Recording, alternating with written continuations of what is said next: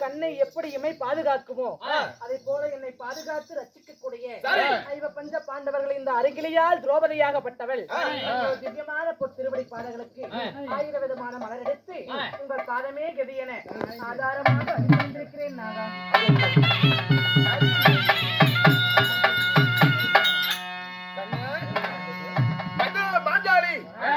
தம்பி சகாதேவா, என் பாட்டை படித்தனால் என்றென்றும் இருக்க சுகமாக வாழ்ந்திருப்பாய் தேவி.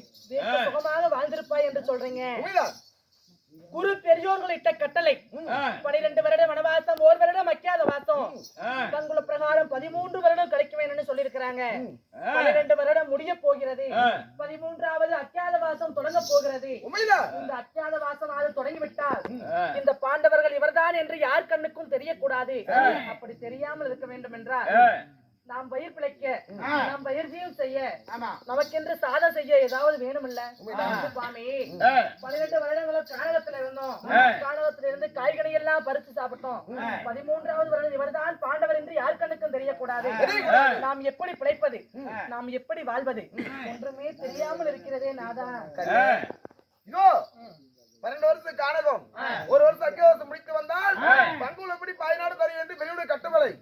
இந்த கட்டளை மீறி நாம் அரணிமா கானகம் வந்தோம். 12 வருஷம் கானகம் முடித்து விட்டோம். விடிந்தால் 13வது வருடம் பிறக்குது, அக்கியவாசம் பிறக்குது.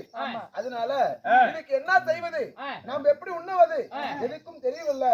அக்கியவாசம் கழிப்பது எப்படி என்று தெரியவில்லை. அனைத்தையும் அறிந்தவர் என் அண்ணனாகப்பட்ட எம்பெருமாள் நாராஜுடன் அவர் அழைத்து கேட்டால் இதுக்கு தக்க ஆலோசனை கிடைக்கும். உள்ளவரை இந்த பாண்டவருக்கு அழிவில்லை என்று சொல்வார்கள். காத்து ரசிக்கக்கூடிய அண்ணனை அழைக்கலாமா?